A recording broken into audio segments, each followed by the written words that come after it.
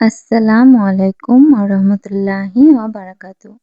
প্রিয় বোনেরা, আজকের এই ভিডিওতে আমরা এমন একটি বিষয় নিয়ে আলোচনা করব যা অনেকেই জানতে চান কিন্তু লজ্জার কারণে প্রশ্ন করতে পারেন না। আজকের বিষয় মেয়েদের শরীরের অবাঞ্ছিত লোম পরিষ্কার করার ইসলামিক নিয়ম।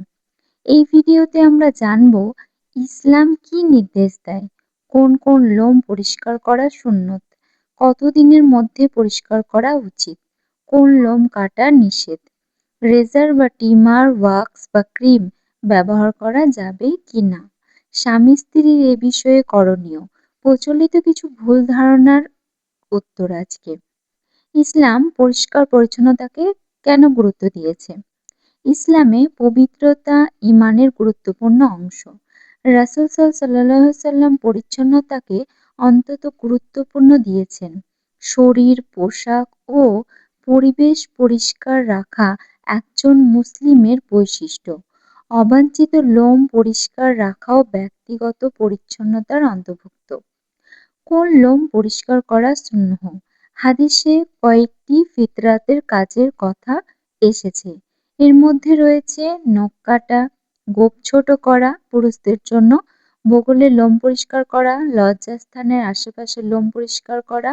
নারীদের ক্ষেত্রেও বগল ও লজ্জাস্থানের আশেপাশের লোম পরিষ্কার করা সুন্নত হিসেবে গণ্য। কতদিন পর পরিষ্কার করতে হবে? হাদিসে এসেছে ৪০ দিনের বেশি নখ, বগলের লোম বা লজ্জাস্থানের লোম ফেলে রাখা উচিত নয়। তবে অধিকাংশ আলেম বলেন এর আগেই পরিষ্কার করে নেওয়া উত্তম। অনেকে সপ্তাহে একবার বা ২ সপ্তাহে একবার পরিষ্কার করেন। যখন প্রয়োজন হবে তখনই পরিষ্কার করা যায়। কোন লোম কাটা যাবে না? ইসলামে ভ্রূ পরিবর্তন বা করার বিষয়ে কঠোর সতর্কতা এসেছে। সৌন্দর্যের উদ্দেশ্যে ভ্রূ অস্বাভাবিকভাবে পরিবর্তন করা বৈধ নয়। এ বিষয়ে বহু আলেমের মত রয়েছে। মাথার চুলের ব্যাপারে নারীদের জন্য আলাদা বিধান রয়েছে।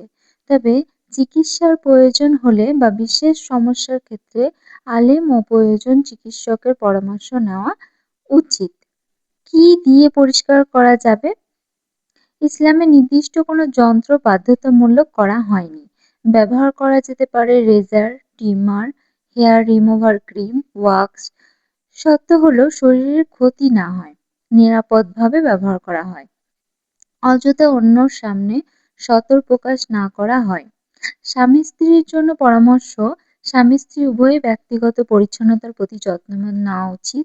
এটি পারস্পরিক সম্মান, আরাম ও সুসম্পর্ক বজায় রাখতে সাহায্য করে। প্রচলিত ভুল ধারণা: লোম পরিষ্কার করলে গুনাহ। বগল ও লজ্জাস্থানের লোম পরিষ্কার করা বরং সুন্নতের অন্তর্ভুক্ত। শুধু ঈদের আগে পরিষ্কার করতে হবে।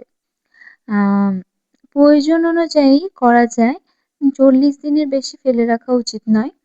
আর নির্দিষ্ট একটি পদ্ধতিতেই বাধ্যতামূলক। নিরাপদ ও শরীয়তসম্মত যে কোনো পদ্ধতি ব্যবহার করা যেতে পারে। প্রিয় বোনেরা, ইসলাম আমাদের জীবনকে সহজ করেছে। পরিচ্ছন্নতা শুধু বাহ্যিক সৌন্দর্য নয়, এটি ইবাদতের প্রস্তুতিরও একটি অংশ। তাই শরীরে পরিষ্কার রাখা, সময় মতো নখ কাটা এবং বগল ও লজ্জাস্থানের লোম পরিষ্কার রাখা একজন মুসলিম নারীর ব্যক্তিগত পরিচ্ছন্নতার অংশ। তবে মনে রাখবেন, বিভিন্ন ফিকহি মতভেদ থাকতে পারে। ব্যক্তিগত বা জটিল মাসালার ক্ষেত্রে বিশ্বস্ত আলেম বা মুফতির পরামর্শ নেওয়া উত্তম। ভিডিওটির শেষের কথা: যদি ভিডিওর উপকারী মনে হয় তাহলে একটি লাইক, আপনার মতামত কমেন্টে লিখে এবং এমন আরও ইসলামিক শিক্ষামূলক ভিডিও পেতে আমাদের চ্যানেলটি সাবস্ক্রাইব করুন। আল্লাহ তাআলা আমাদের সবাইকে পবিত্রতা ও সুন্নাহ অনুযায়ী জীবন পরিচালনার তৌফিক দান করুন। আমিন।